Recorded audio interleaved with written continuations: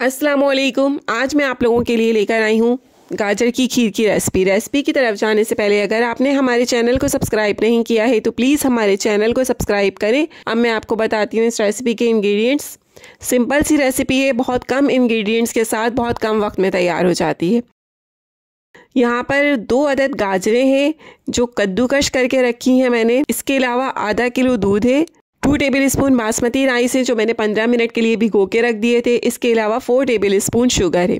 सबसे पहले हम दूध लेंगे और दूध में हम चावल ब्लाइंड कर लेंगे।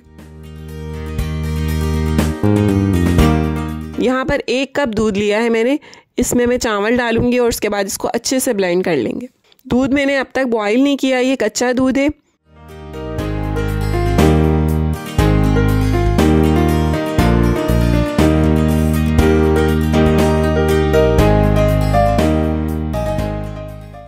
अब यहाँ पर पैन में मैंने दूध डाला है और साथ में जो मैंने चावल के साथ ब्लेंड किया था वो मिक्सचर भी हम इसमें ऐड कर देंगे और अब हम दूध को बॉईल करेंगे।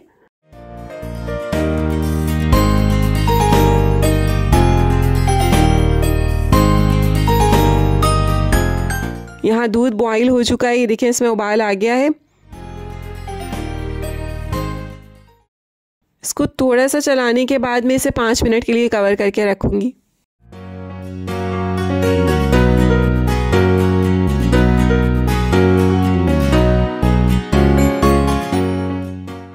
चावल नरम होना शुरू हो गए हैं लेकिन अभी कंप्लीट कुक नहीं हुए हैं। इसे हम मज़ीद 10 मिनट तक कुक करेंगे विदाउट कवर किए। अब मैं इसमें गाजरें ऐड कर रही हूँ, बहुत स्लोली ऐड करनी है।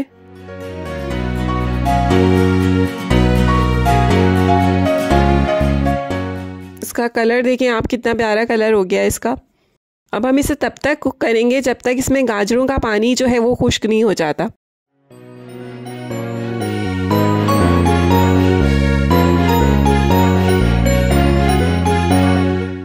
ये देखिए इसका कलर चेंज हो गया है, गाजरें भी बहुत सॉफ्ट हो चुकी हैं, चावल भी इसमें कुक हो चुके हैं कंप्लीट। अब मैं इसमें शुगर ऐड कर रही हूँ।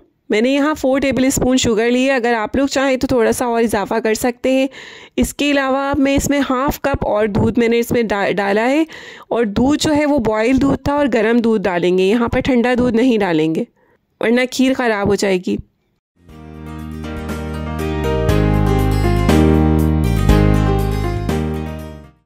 तकरीबन खीर जो है वो बिल्कुल तैयारी पे आ चुकी है। इसमें बबल्स उठना शुरू हो गए हैं और मज़ेदार गाजर की खीर तैयार है।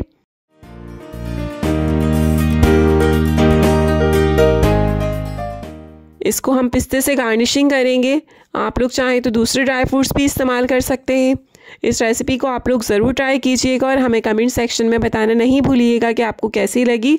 और हमारे इंस्टाग्राम के पेज को भी फॉलो करें, इसका लिंक आपको नीचे डिस्क्रिप्शन बॉक्स में मिल जाएगा। थैंक यू, अल्लाह हाफिज़।